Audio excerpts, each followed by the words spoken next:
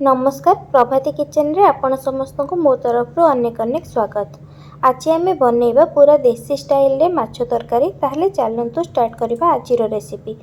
प्रथमे मो माछ को लेकिरी भल से धोईकी गोटे जगार रखी देछि। एबे गोटे जगार मु गोटे चम्मच हलदी, गोटे चम्मच लूण एवं गोटे फाड़ लेंबूर रस को लेकिरी ताकू भल से गोलई देकिरी एबे सेटा को माछरे भल से गोलई देवी। ये मु लेंबू ये माछरे थिबा आमिष बास्ना टिके कमी जिवो सेथिपाई तापर मु एठारे गोटे कड़ाई गरम करिकरी सेथिरे गोटे बड़ चम्मच सोरिष तेल देइछि। तेलटी भल से गरम हो सारा पर कड़ाई रे मु एठी माछ को देइछि भाजिबा पई। आपण माने वीडियोटी आरंभ रु शेष पर्यंत देखंतु। आउ जदि मो वीडियोटी आपनको भल लागिवो ताहले लाइक सहित शेयर करदेबे। आउ जदि मो चैनल रे नुआ थिबे ताहले सब्सक्राइब मध्य करदेबे। सब्सक्राइब करने सहित पाखरे थिबा छोटो बेल आइकन को मध्य क्लिक करदेबे, जहाँद्वारा मु नेक्स्ट वीडियो जहाँ भी आनिबी ताहार नोटिफिकेशन आपण पाखक पहुँची पारिबो। एबे देखंतु माछटी गोटे साइड भल से हेई गलानी सेतिबे मो तार आर साइड को भाजी हबा पई मु उल्टेई दउची। एठी मु माछ को उल्टेई देइची तार आर साइड ता हबा पई। एबे एठी मु पानिआखिया माछ नेइची। आपण चाहिले पानिआखिया माछ नै पारिबे किंबा अलगा माछ भी चाहिले नेइकरी एई प्रोसेस रे आपण माने बनै पारिबे। एठी देखंतु माछ भजा मोर हेई गलानी। मु ए माछ को गोटे जागा को काढी के रखी दउची। एठी मु माछटी को गोटे प्लेट रे काढी के रखी देइची। माछ काढ़ी सारिबा परे एबे सेई कड़ाई रे मु आउ किछि तेल देइछि। सोरिष तेल मु एठारे देइछि। तापरे किछि गोटा मसला जेमति कि दालचीनी खंड 2-3टी, गुजराती 2-3टी एवं ता सागरे मु लवंग एठी 2-3टी देइ सारिबा परे आधा चम्मच हळदी ता सहित मु छेचिकिरी एठी गोटे खंड छोट खंड अदा को मध्य एठी देइछि। टिके गोळई सारिबा परे एठी मु काटिकी रखिथिबा पियाज सेटा को देइकिरी पियाजर टिके कलर चेंज होबा पर्यंत भाजीबी।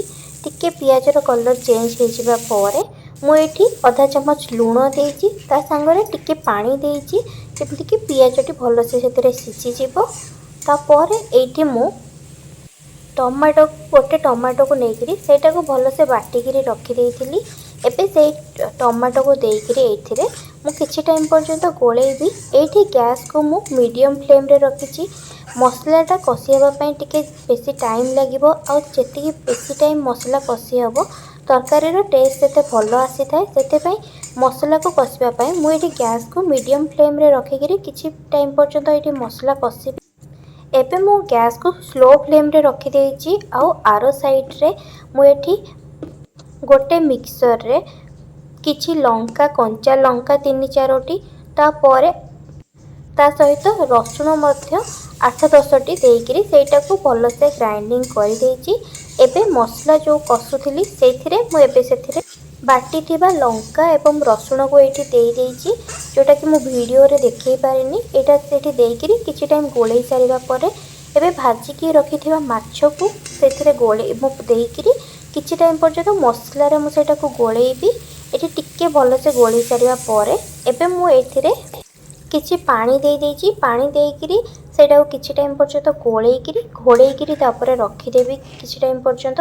एठी मु पानी दे देइकिरी सेटा को टिके माछ को एबे पानी मसला माछ ए सब को टिके भल से गोळेइ देबी। गोळेइकिरी तापरे मु ताको घोड़ेइकिरी किछि टाइम पर्यंत रखी देइछि। एबे मु आरो साइड रे गोटे मिक्सर रे 2 बड़ चम्मच सोरिष नेइछि। सेटा को नेइकिरी भल से बाटी नेइछि। एबे सेई सोरिषर 2 चम्मच नेइकिरी मु तरकारी रे देबी। तरकारी रे देइकिरी किछि टाइम पर्यंत गोळेइकिरी तापरे ताको घोड़ेइकिरी किछि टाइम पर्यंत रखी देबी जेमति कि सोरिष मध्य ता भितरे भल से सिझी जिवो। एबे मु गोळेइ देइछि एथिरे मु सोरिष मसला को देइकिरी एथिरे गोळेइ देइछि। तापरे किछि टाइम पर्यंत मु एटारो मसला टिके सिझी जिबा पर्यंत वेट करिवि। किछि टाइम परे तरकारी हमर हेकिरी रेडी हे जिवो। आपण माने भी एई प्रोसेस रे बनांतु एवं केमती लागुची मो सहित कमेंट सेक्शन रे शेयर करिवे।